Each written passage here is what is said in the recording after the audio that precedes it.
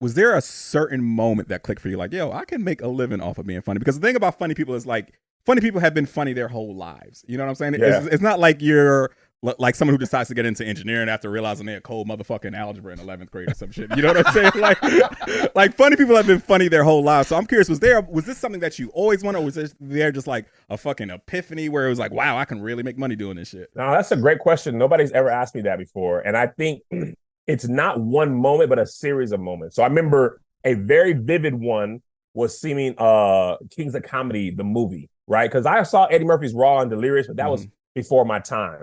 Seeing Kings of Comedy, bro, that shit hit like a fucking meteor. Bro, that was one of me and Melissa's first dates. And I remember like when... That was like summer 2000, I want to say. Yes, bro. Yes. And it was like, everybody was funny. Everybody was funny. And I'd already seen all them on Def Comedy Jam, but I hadn't seen them in a while on stage. This before YouTube, and I wasn't old enough to go to clubs, so none of that. So it was like you saw them Def Comedy Jam, and then you hadn't seen them if they weren't on TV. And then that came out, and from, Steve to DL to Ced, and then Bernie, when Bernie was on stage, bro, I felt like I was going to have an asthma attack. He literally... That was the comedy version of an 80-point game with 30 rebounds and 25. Like, it was like, this nigga, you cannot be this funny. Like, I couldn't catch my breath. So that was the moment I was like, oh, this is there. But a specific moment, my boy Nate Jackson, who's really popping right now, he had his own comedy career in Washington. His mom came into the bank I was working at. She was like, you're a funny young man. You should meet my son. Nate Jackson gave me his business card, and he had a comedy club. And I was like, nigga, this nigga's my age. Like, you got a comedy club? Like, hold on, nigga. Like, I'm at work at the bank with a shirt and tie, my shirt tucked in, with hard bottoms on. Right, with the clickety clacks. Nasty work. Yeah. So seeing somebody who was my age doing something, at that time, he wasn't like filthy rich or nothing, but he was just doing what he loved for a living.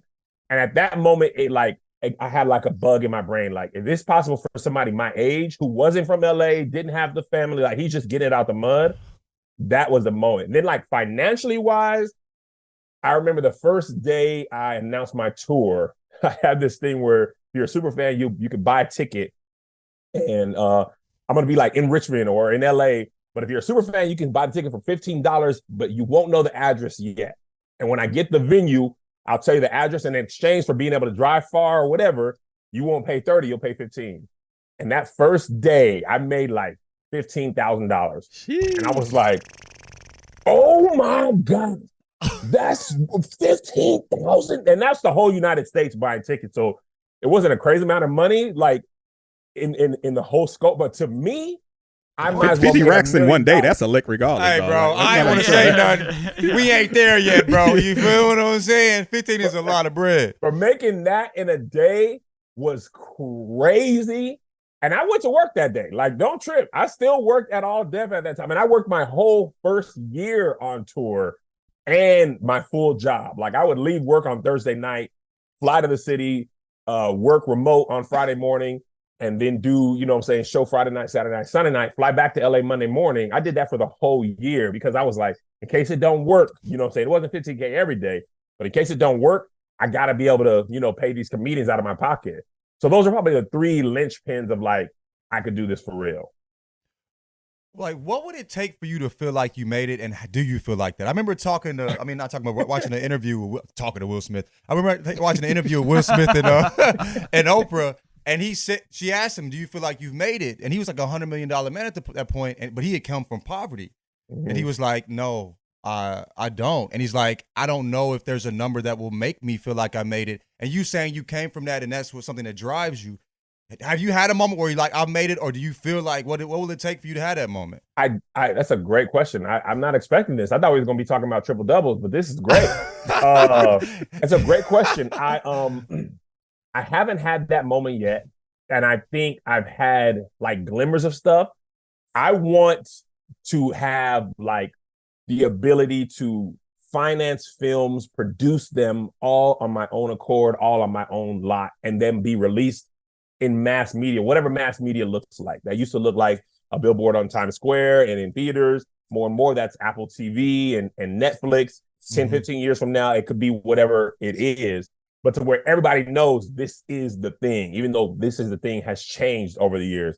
Mm-hmm. But I think that's part of what drives me is I never feel like I made it. And people are like, nigga, you got your own studio.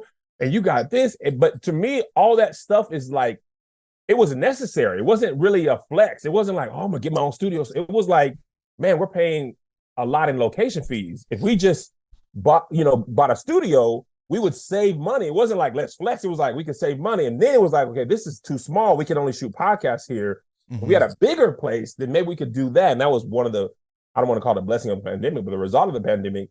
The studio, like every other building in that, like there's like 16 offices in this complex. 11 of the 16 went out of business in like a 2-month span. So the property manager was like, she gave us like a great lease for the 5 years, which is crazy. So we were like, oh, we got to get it right now because the price ain't gonna be like that. So I think probably if I ever had my own private plane that I owned, I would be like, whoo, I'm Jesus Christ.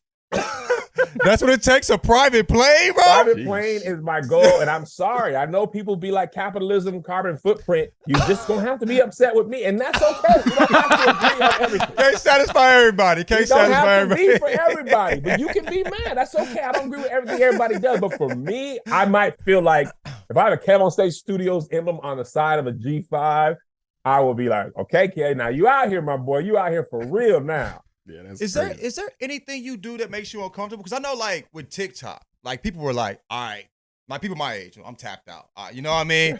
That I'm not following y'all to TikTok. You know what I'm saying? Like, I do all this other stuff, but I don't get TikTok, bro. You jumped on that so quick and went crazy ASAP. You know what I mean? Like, is there any? I don't know, or are you just willing to try anything? I will try everything. I think I don't sustain everything. Like I tried Threads. I was like Twitter, this and that. But there's just a certain thing. I'm just an old head on Twitter. I'm one of the old nines from Twitter. Like I'm going down with the ship type of stuff. Be Real was a thing that showed you where you were in the moment, and my son was on it. And I tried that. I was like, all right, now this is for the kids. I can't do nothing else. So I'll try everything, but I can't really sustain everything. So TikTok was the last new thing that I tried that I have sustained. But if it's a new platform that's jumping off, I always will check it out and see what it's about, and then see if I can sustain it. If I can't sustain it consistently, then I won't. Like Spill, I was on when everybody was on, but then I was going on and everybody wasn't on as much, then I just wasn't on. But if it was popping, I would still be on there. For sure. What's like your favorite era, if you do have one? Like, was it when Twitter first started booming, when Vine first started booming? Like right now, like what would you say was you have the most like sentimental memories, or you could say like that was the most fun you had, making comedy? Man, that's a fantastic question. That is a great question. That is a great question. And I've literally never been asked nor thought about that.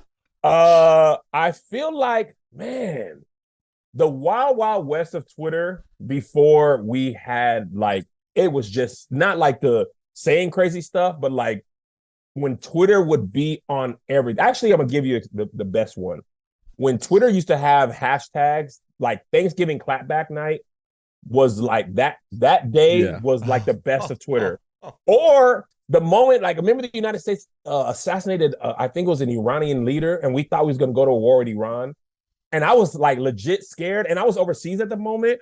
And these niggas got on Twitter and came up with the world's greatest jokes on a day we thought we might be attacked. And I was like, Twitter would clown through a nuclear holocaust, bro. There's nothing that Twitter is ever going to take seriously. Just like, and I love Twitter in those moments because I be saying that everybody's funny. Like these people, everybody's not a professional comedian or it's somebody at work who just like, nigga, this is crazy, and will put together the funniest tweet. And that's what I think that's what makes it so funny. It's everybody in the community can say something. And if it's funny, it'll get retweeted. So I think those are probably the best days when I just like, I don't even have nothing to add comedically. I am just scrolling and laughing. That's probably the best. It's really not even being creative, just being a part of a community of funny people, dying, laughing all at once is probably the best time.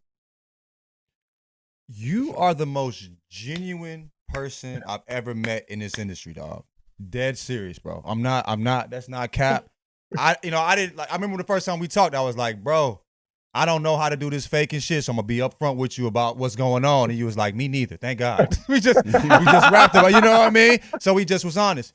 How do you manage to do that running a business in this industry? Because we know assholes that have been extremely successful being an asshole. Yeah. You know what I mean? And I mean, it seems like almost For example, easier to be successful. No, we're not. No. But you know, like it seems like it's easier to move that way and be successful in this space. Like, how have you, you know what I'm saying, managed that? Okay, I'm gonna give you a little story, and it's gonna explain how I approach it. When I was working at Bank of America, there was a time period right before the housing market crashed where bankers were lying about how much money people made, getting people houses they couldn't afford, getting crazy bonuses. It was completely sanctioned by the bank, rewarded by the bank. Some people were taking advantage of people. Like there was a personal banker I work with whose majority of their clientele didn't speak English as their first language, but they had good credit and good income. And they took advantage of that and gave them second mortgages and home equity lines of credit without them understanding what was happening. And then that person put all the bonus money in their account into CDs, quit the bank, and then for the next 2 years, people would come and be like, yo, this person, like, what did they do to my account? What did they do to my house? And I was like, I live in this city. I can't screw nobody up and then be looking over my shoulder at the grocery store. Like, I live here. I might be at the fair with my kids, and you took advantage of me for $100 grand for my house, or I lost my house. You might try to snuff me, and I'm not a good fighter. So I'm not trying to get snuffed out in front of my kids. I'm trying to buy a corn dog. Now I got knocked out over a person I don't even remember. Like, so I couldn't do that, even though it was lucrative and everybody was okay with it. As a person, I was like, I can't do that. So I've just applied that to Hollywood. I remember when I was recruiting you, John, and you were like, man, can I get more bread? Is it going to be this? And I was like, I'm going to tell you exactly what it is, what we can do, what we can't do, so that if you come here, it is what I said it is.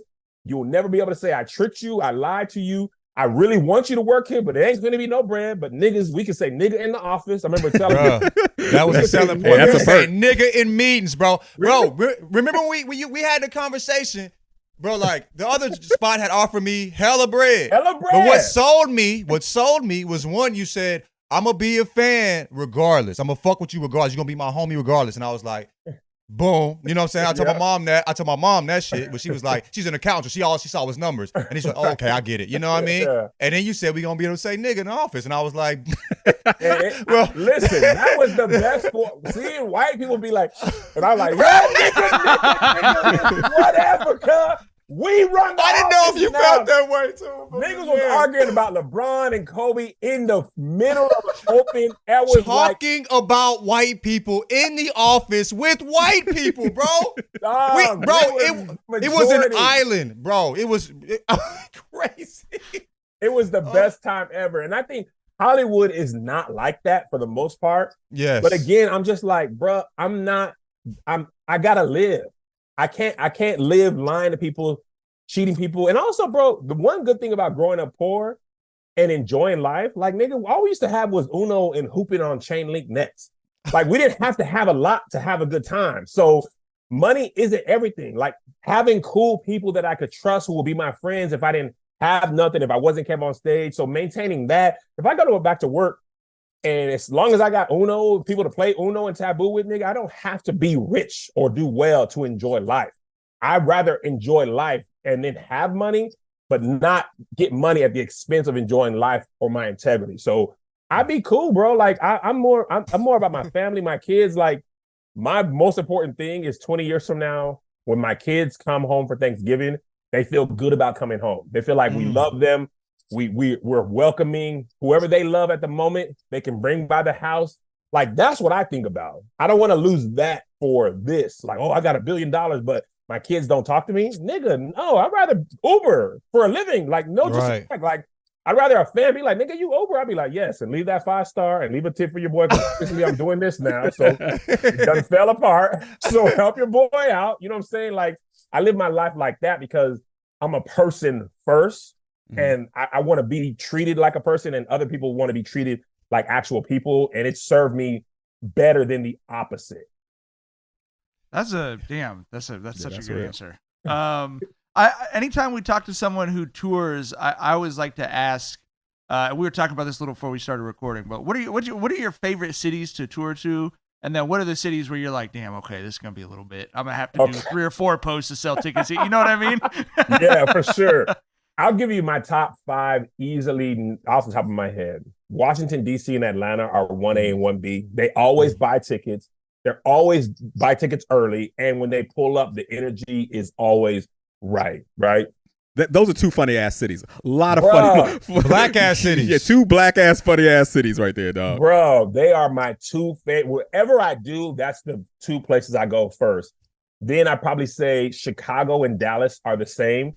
Black people with support, there for a good time, always happy. We were talking earlier, Richmond, Virginia is fantastic. I have never had a bad show in Richmond. Virginia Beach is great. Philly, fantastic energy. They always buy tickets early. The ones I don't like, low key, LA is not my favorite place to perform. And LA and Vegas are usually not fun because I believe this is a theory. When you can see anybody and everybody, it's harder and harder to get impressed. Like in Vegas, especially, like a nigga made a tiger disappear and you telling jokes like, nigga, come on. Like, I just see, like, literally you competing with Usher and Adele. They were there on a Tuesday. Like, nigga, you really got to have it. So their level of impression, something to be impressed by is much higher. So they don't bring the energy. I feel like in the South specifically, from Texas over and up to about Philly, New York, and then across the United States, I could just tour that triangle forever and never have a problem. So yeah, those are my favorite places.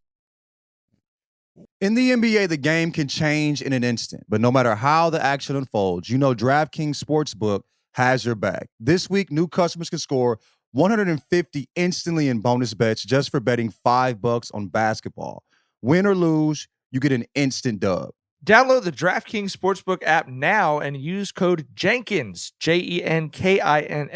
Jenkins. New customers can get $150 instantly in bonus bets for betting just $5 on basketball. Only on DraftKings Sportsbook with code Jenkins. The crown is yours.